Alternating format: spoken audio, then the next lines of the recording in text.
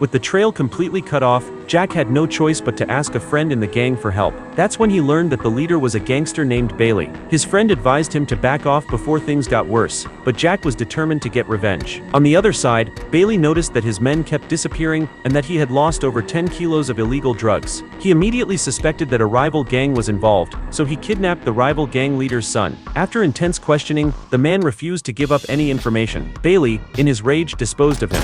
Meanwhile, Jack hired a hitman to take care of Bailey, but after receiving a $50,000 deposit, the hitman turned around and sold the information to Bailey for $100,000. When Bailey received the tip, he had his men take care of the hitman. He then followed the hitman's information to find Jack's friend. Knowing he couldn't escape, the friend took the fall for Jack and bore the consequences. In the end, he was brutally killed by Bailey. When Jack heard the news of his friend's death, he immediately went to Bailey's son's school and picked him up in Bailey's name. When Bailey found out that his son was kidnapped, he was furious and ordered a full-scale search. Soon, the school security guard told Bailey where Jack lived. Bailey rushed to Jack's house, but found it empty, except for a photo. Jack had left an address on it. By the time they arrived at the address, Jack was already hiding in a warehouse, aiming at Bailey. However, since Bailey hid behind his bodyguard, Jack couldn't find an opportunity to strike. Even worse, a gun was suddenly pointed at him, and he was forced in front of Bailey. Bailey repeatedly questioned him about his son's whereabouts, but Jack refused to reveal anything. When Bailey lost his patience and prepared to deal with Jack,